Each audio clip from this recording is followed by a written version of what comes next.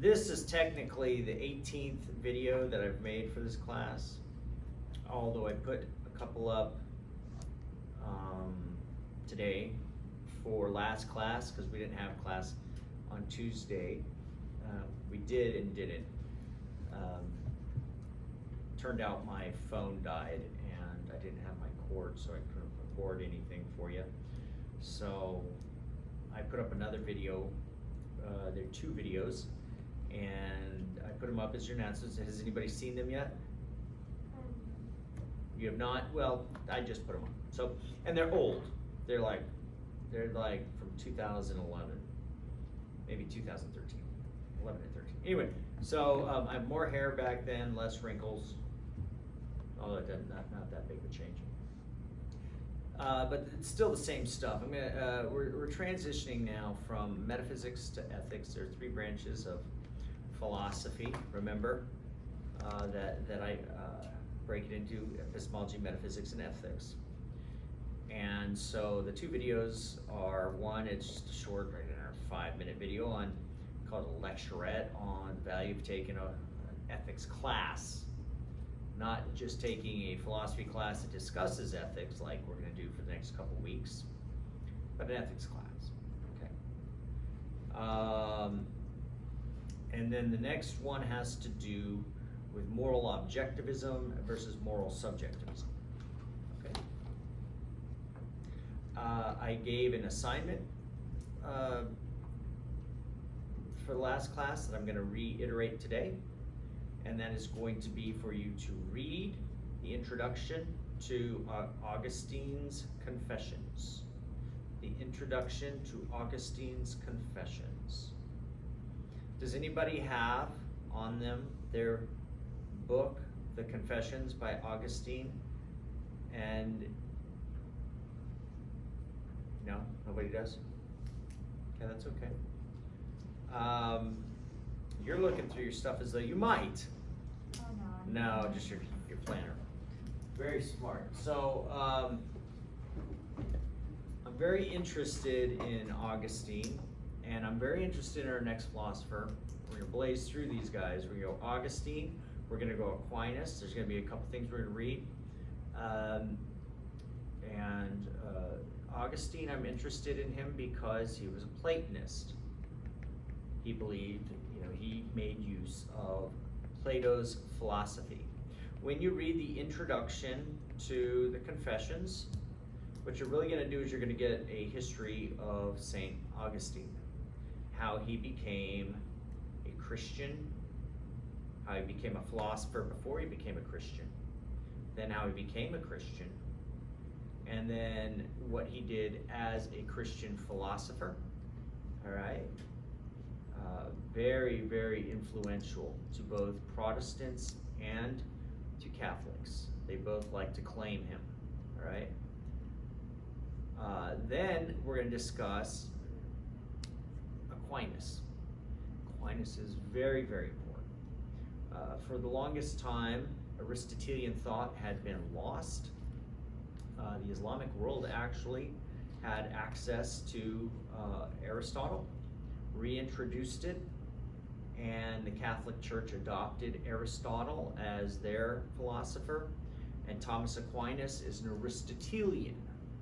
So whereas the fair-haired boy, Augustine, everybody's favorite, was a Platonist, Aquinas was, a follower of Aristotle, and brilliant man, okay? And we're going to discuss the 5 ways. We're going to discuss a little bit about natural law. I'm going to put up a video for you to watch if I have not already done so. Did I already put up the black and white video of natural law? Did you watch it? Okay, I didn't mention Thomas Aquinas, but this is coming all the way back to Aristotle. Aquinas is going to adopt that view. Did you like that lecture? I liked the editing. Oh, you like the editing? Thank you. I put some time into that one. Yeah, that was a long time ago. I used to actually take lights to class and all that stuff from time to time. That one I brought my camera and I used my phone at the time. Got 2 angles, and I do a lot of editing and stuff anyway. So I did that. Yeah. did it help watch it and throw up some? I think you were like asking the class like what is a human, and someone was like, Say that again. you were asking the class what is a human, and a girl like looked it up and you like threw down her. Like I was like, that's funny. Yeah. What? Yeah. I actually gave that lecture at UCLA and at the University of Southern California. It was a nice.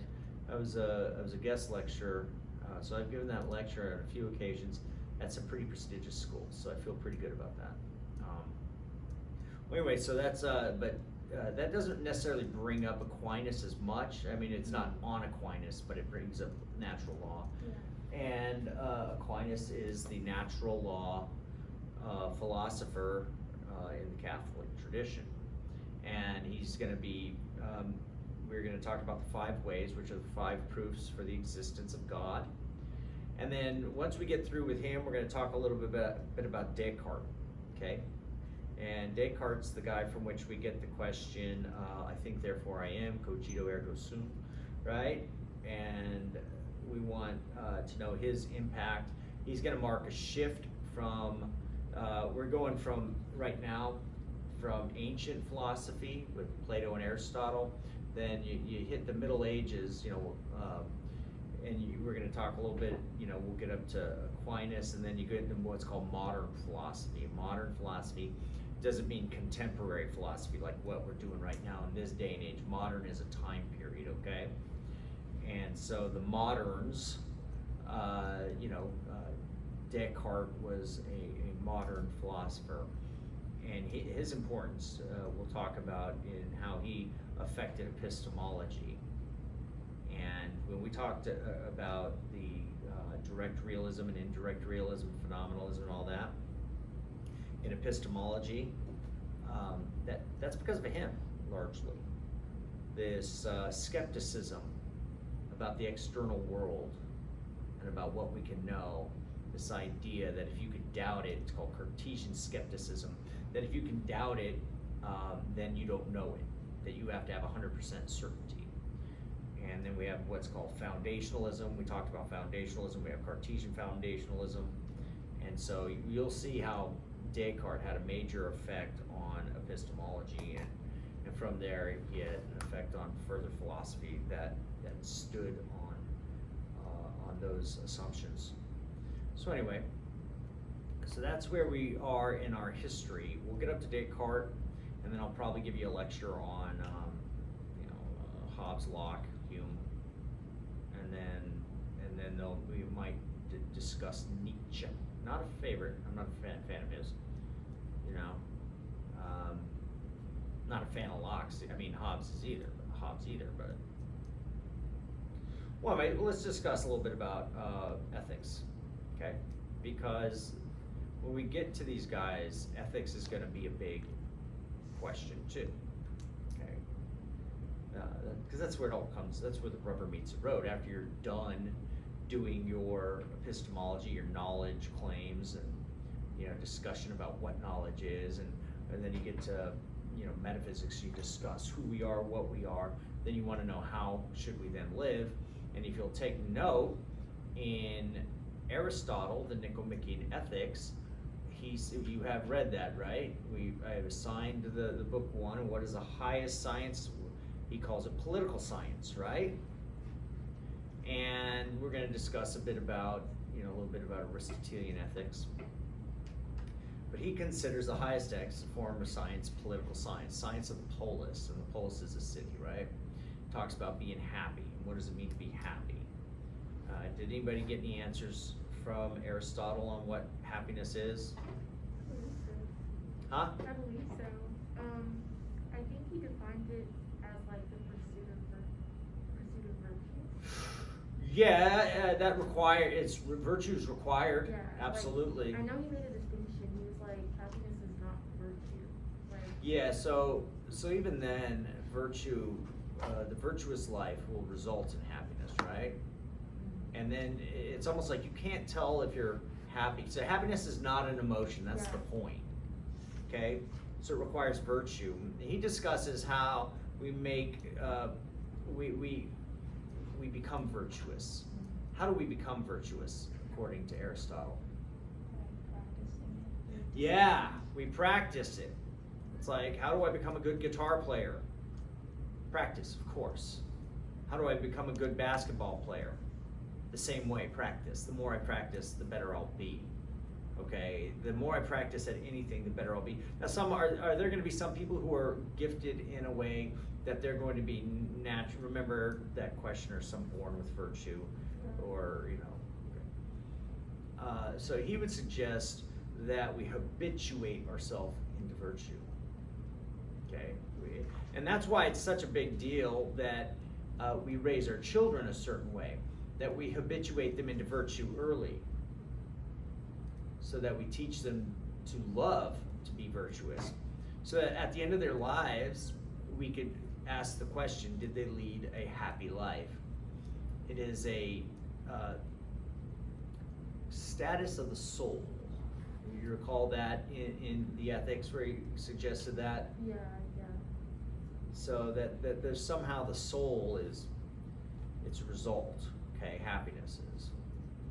But we want to know if, at the beginning of the day with ethics, the first question we would ask is not necessarily what happiness is, but what does it mean to be good? What does the word good mean? Sometimes it's easier to start with bad, right? Augustine, what you're going to find out when you read a little bit about him, is he had a problem with evil. Why does evil exist? Would you all agree that evil exists? Does anybody here deny evil exists? Now, ironically, or I should say interestingly enough, the video you and I were just talking about, the black and white one, I had a student in that very class that denied that good and evil actually exist. He just suggested that all things are just a matter of interpretation. Just, there are things that culturally we like and things culturally we don't like. Things we accept and things we don't accept. I said, oh, so what do you think of the genocide of the Jews? I said, well, we write the history books, we write that we don't like it. They liked it. It's neither good nor evil. What do you think of slavery? He says it's neither good nor evil. Okay. What do you think of child porn? Right? Same thing. I'm like, I am not having you watch my kids. Okay? Now, there are a lot of people who believe that. And if you take a normal ethics class, you will find, or a sociology class from a school that is not Houston Baptist University, or maybe a Catholic school or other Christian school, right? The majority of the time, you take an ethics course, you're going to find, or like I said, sociology course, they're going to teach you that ethics is nothing more than accepted or rejected norms in a culture. And there's a theory that's called related to, it's called relativism, and there are two types of relativism. There's cultural relativism, which suggests that in this culture, they accept these behaviors and reject those behaviors. The rejected behaviors are known as evil, based merely on rejection for whatever reason, and the accepted norms are good. Accepted versus rejected behavior. You'll hear terms like norms and values and stuff like that. One thing about that problem with cultural revolutions, cultural relativism, is you have to ask the question, what culture? Because there are subcultures. There's the culture of Earth as a whole, there's the culture of America, there's the culture of the South, the culture of the North, and there's a Texas culture. Inside Texas culture, we have different cultures of different races. We have culture within the black race, the Hispanic race, and the white race, I suppose, and Asian races. Perhaps they have their own cultural norms. You go to, you know, some Asian American families and they may have certain norms that I might accidentally step on because I don't know what they do, right? You know, how they eat or what practices they have. There's, you see where I'm getting with this, right? And then even within those groups, there are subcultures, all right? And so, I mean, crime in some of our subcultures in Texas, they accept it, okay? There's mafia culture and gang culture and stuff like that. And so they have accepted behaviors and they have rejected behaviors. And so you ask the question, which culture wins? Is it just the big versus the small? Is that, or do we just take a head count? Is it democracy? Is there a vote? And ultimately what ends up happening is it always breaks down into the individual, that each individual has preferred things that they do, that they accept, and things that they reject. And that's individual relativism, to where good and evil just means accepted behavior and rejected behavior based on the individual, not on any group. Because after all, why should you follow the group? On what grounds should you say, I accept this culture's decisions, that we accept this or not?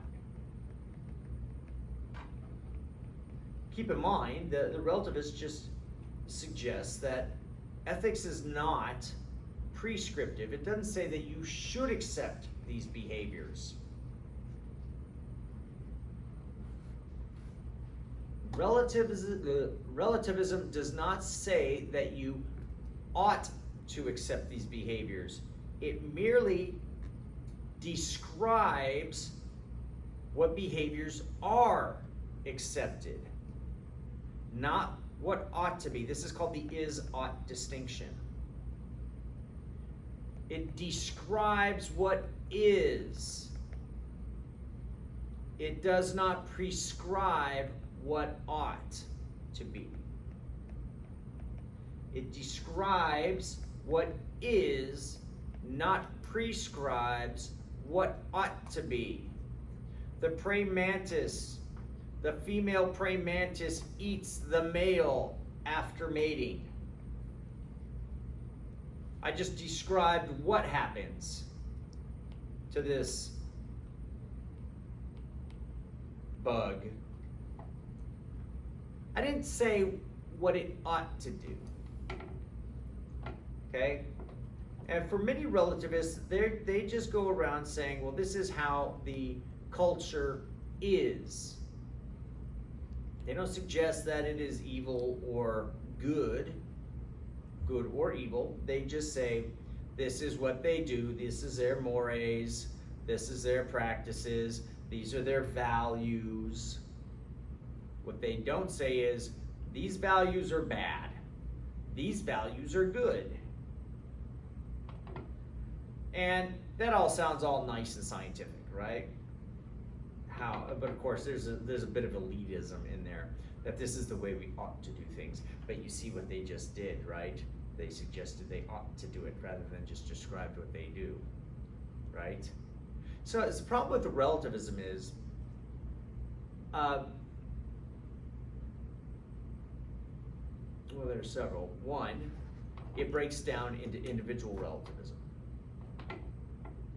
right? And so we're all just a law unto ourselves, and there is no good and evil, and there's just preference, and there's no way to judge what we should do or not do. Okay. You could never say anybody's wrong. You could really just be saying, all you're really saying is, I don't like this. Okay. Well, big deal.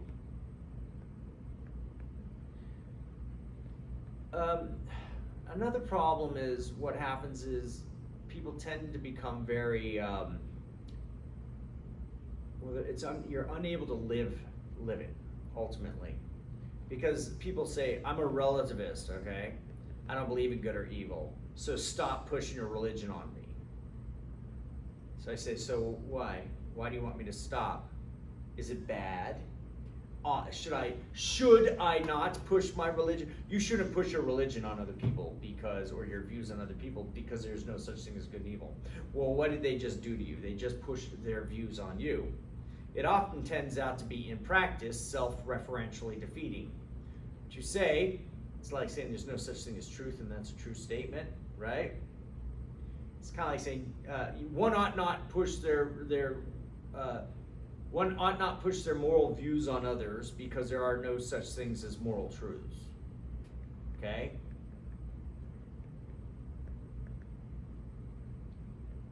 A moral truth being good and evil, right? There's no objective moral value. Or it's morally wrong to push your views on me. Okay, well, you just kind of push your views on me. Right? It's morally wrong to push one's views. So it tends to be in practice often, not just that you can't live it, but that it becomes self-referentially defeating because you're pushing a view of morals on others while at the same time saying moral value doesn't exist. Does that make sense?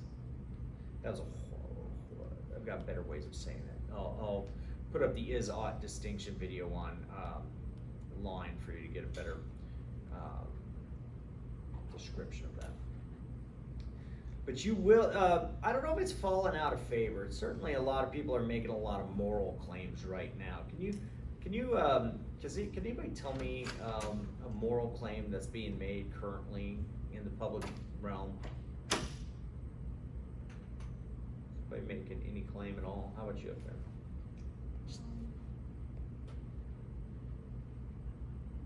I mean, look, there was a presidential race, correct? A lot of things are being said about that, right? A lot of people are upset. Why are people upset? Because they think something wrong took place, right? Or something wrong is taking place. Either way, it could go either way. I mean, both sides are claiming something's wrong, okay? Why don't you give me something like that? What's going on? So we can put some historical context to this lecture. What are they fighting over?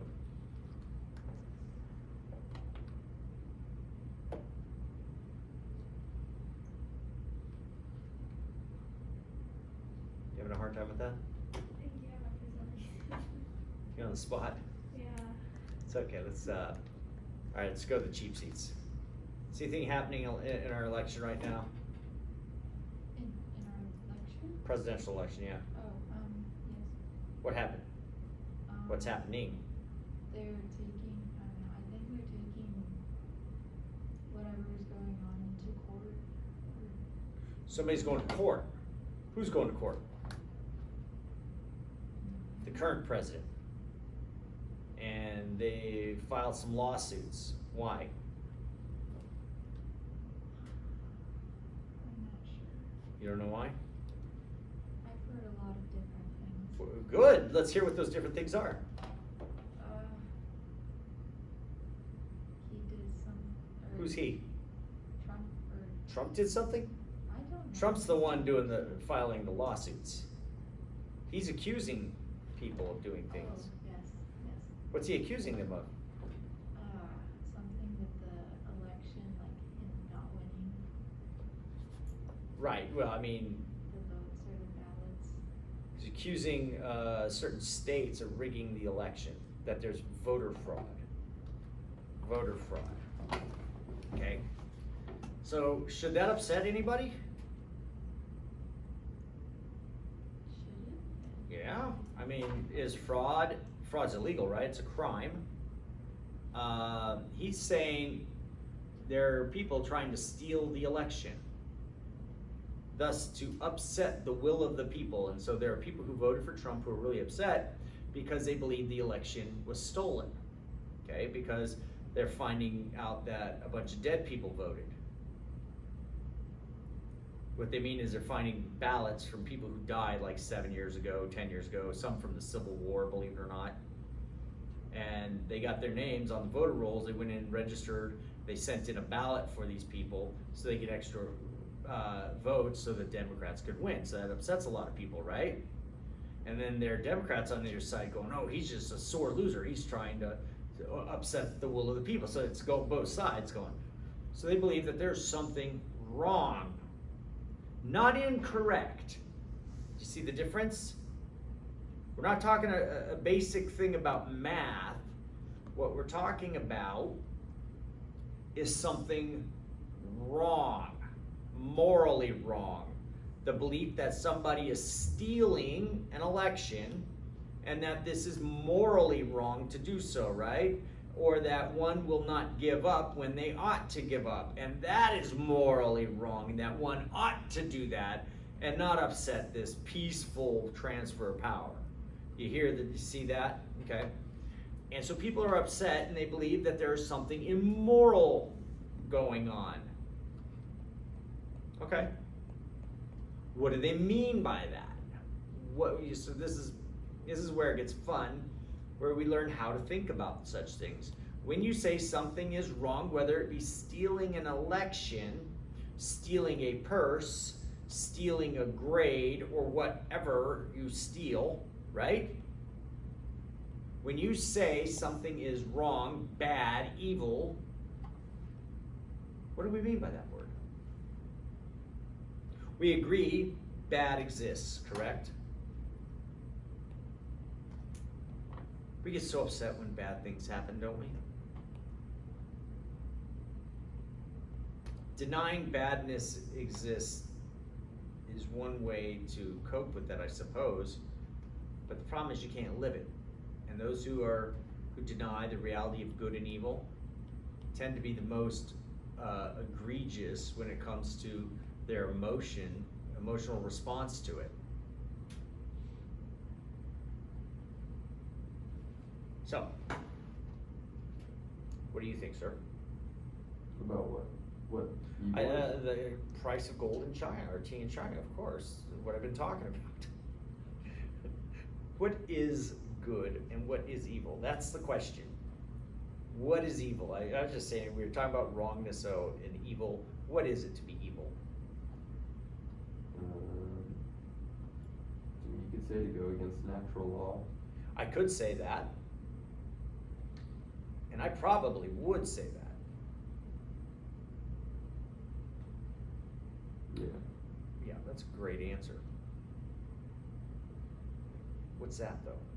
Natural law. Did you watch the lecture? Well, in the lecture we just watched, Wow, yeah. talked about. I should have had this conversation with you before I gave you that lecture, though. That would have been interesting. Because then you don't have an answer. I don't have a solid answer. But you do have a solid answer. That's good. With natural law, those are laws that are that protect the rights of people. That Yeah. They protect the rights of people. They don't protect the rights of people. They are that's from where we get the rights of people. Yeah, that's where we right. get the rights. But what is the natural? Where's the natural law come from? Well, I believe the natural law comes I from. believe, or does it really look? Yeah, it comes from God. Okay, why did you preface that with I believe? Because Can one believe in the natural? I don't believe you can if you don't believe in God. Yeah, it's hard. If I talk to people who believe in natural law and don't believe in God, I'm like, Yeah. where's this law come from if there's no lawgiver? Yeah. Okay, so can one? So what happens to good and evil if you don't believe in God then? I think you would have to tie it to it being in the nature of this world. So what does somehow. that mean? The nature of this world? I don't know. People have given me that answer, so. So let's go back to our options of in metaphysics, right? If you're a realist, you believe in non-physical things. You can surely believe in God, an eternal lawgiver. But if you're a naturalist, you don't believe. All you believe is the physical world. Thus, you would believe nature, right, would be nothing more than the physical things, right? Mhm. And descriptive of how they act, these physical parts and the wholes, right? So what would morality be from a naturalistic sense. Here's a little weird thing. In philosophy of law, they call the natural law theorist a naturalist. But they don't mean naturalist in the sense where they believe everything is physical. It just means they believe in the natural law. Okay, the laws of nature. Okay, in metaphysics, to say naturalist, you mean everything is physical. So, if you're a metaphysical naturalist, what does that do to your belief in morality? It's tied to how your emotion, basically to your emotions. What would an emotion be then? That's a whole different theory too. That's chemicals going through your body, making you feel a certain way. Yeah, brain chemicals. Brain chemicals. If you're a naturalist, a physicalist, and you say, well, yeah, good and evil is just your emotive response to an object or act or whatever, and then you go, well, what is that emotive response? Well, an emotive response is a chemical response, which is nothing more than a molecular response, which is nothing more than an atomic response. So if we're going to talk about good and evil, we should just go down to the physics department. Yep. Right? Basically. Yeah, but there's no, I say should, again, using the word as though there's an imperative. Every time you say should, that tells you there's some kind of imperative there, and I'll talk a little bit about Kant in a bit. Maybe not today, but we'll do it today. So, yeah, I mean, that's the problem with atheistic ethics. And that's the problem with our schools today that are not allowed to talk about God. Because you're being asked to talk about ethics, but you're being told you cannot ground those ethics in God. You're being told to teach the Declaration of Independence, but you cannot teach the truth of the Declaration of Independence. Because the Declaration of Independence declares that there is a God who created you equally, right, and endowed you with certain unalienable rights, such as the right to life, liberty, and the pursuit of happiness. But if you say true or false, God endowed you with inalienable rights, you'd have, a court case on your hands, Newdow v, HISD, Newdow being a famous atheist who goes and sues everybody trying to get God out of the picture, right? But it is in the Declaration of Independence, right? Can I not teach the Declaration of Independence? They'll be like, yeah, but you have to teach that that's what they believed, not that it's true. That's how I teach math. Some believe that 2 + 2 is 4, but I don't want to push my views on it, right? So I think the atheist is going to have a problem, and much of the history of the philosophy of ethics has been an attempt to give an account of the nature of good and evil in terms that exclude God.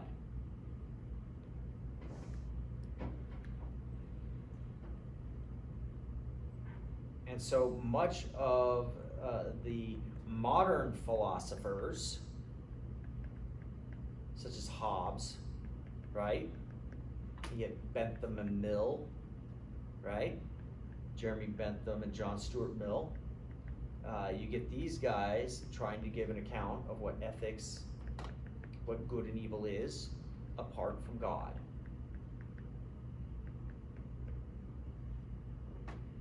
And I think what we're going to find is if that's what we mean by good and evil, I don't really see a reason why we ought to follow what they say. Follow, that which is good. Of course, we're going to have, by the way, I got to tell you what they mean first, right? I'm not saying don't be good. I'm going to say be good according to the natural law because God created us. Okay, and God is the author of the natural law. Any questions thus far? One of the things I like to do in class, usually, when I start this, is you just, start before you guys ever watch a lecture on natural law. I ask what good and evil is, and I start off, what's good? And people say, they have a hard time with that. And I say, well, what's evil? And then they start listing off things that are evil, right? And I go, well, if we cannot give a definition of evil, maybe we could talk about the things that are evil and pull from those and try to figure out what the features are of evil acts so that we can talk about them. And then maybe we can make a list of good things and good acts, right? And kind of figure out what is it about that all these things have in common. You take the paradigm cases. So give me some things that are immoral, some things that are evil.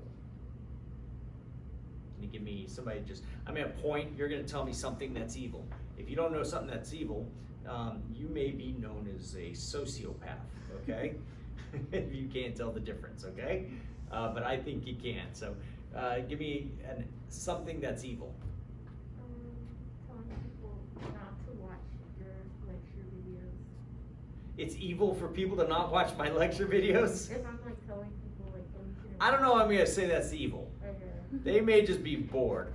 Let's go with some real evil, like, I don't know. Stabbing a student. Stabbing somebody. Yeah. Can we just go with murder? Okay. Murder, okay, we'll say murder is evil. What's murder? It's the intentional unjustified killing of a human. Okay? Yeah. Murder. Okay. That's what I was gonna say. I would say harming the innocent. Harming the innocent. Okay. Okay, that's fine. Just even assaulting them or harming them. Okay. Okay, good. Mental or physical, right?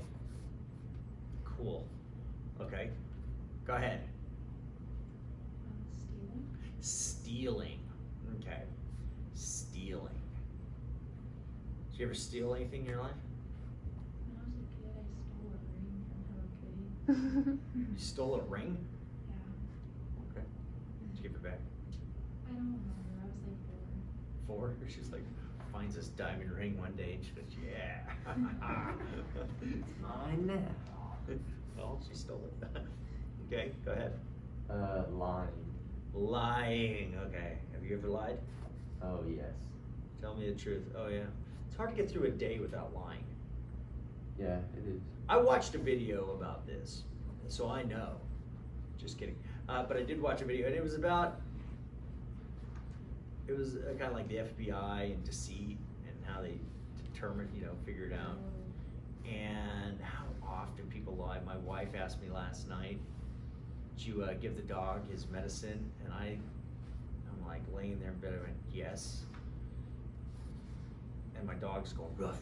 And he wakes me up, by the way. Not because he wanted his medicine, but because he wanted out. And I'd get up, and as I'm going out, I'm like, I just bold-faced lied to my wife. So you know what I did? Rather than tell her I lied, I gave him his medicine. Because I wanted what I said to conform to the truth, right? So rather than tell her, okay, I didn't tell the truth, but I did after the fact. I just fed him his medicine. It's so easy to lie. Sometimes we lie for different reasons, right? Are all lies evil? Yes. Yes. In a sense, yeah. In a sense? Really? Yeah. We're talking about Well, you can representation of the truth. yeah. If you are. Do we always have to represent the truth? If you're bearing false witness. Bearing false witness, you're talking about that which is one of our commandments, right? Yes. Yeah, that might be a little different than just basic telling the truth or not. Yeah. Okay? You ever go watch a card trick or anything like that? Yes. Okay. Are they telling you the truth? No. So are they doing a great evil? Are they gonna go to hell for doing their card tricks? Okay. There might be other issues too. There might be. No, like let's imagine, you're in Nazi Germany and you're hiding some Jews, Yeah. right? And you got them in the attic, and the Germans knock on the door, and they say, excuse me. Is there any Jews in here? I would tell, You say, I would tell them no. Nein, there are no Jews in here. And I suspect you may be lying to me. And you say, no. And of course, you know, you get them to leave. Did you commit a great sin by lying? I don't believe in that case I did. So not all lying is sin. Bad. We can answer a question on that. We'll talk more about that. Okay? Gotta ask the question, does everybody deserve the truth? Is the truth, is hearing the truth always good? I mean, what is that guy gonna do with the truth that there are some Jews in the attic? He's gonna commit a great evil by killing them, Yeah. taking them in to die. Okay? And that's certainly evil. So you ask the question, is the truth always good? I mean, certainly, now don't get me wrong, it's not to say, I mean, we're talking, truth is a function of knowledge, a part of knowledge, right? Does he deserve to have that? I don't believe so. Yeah.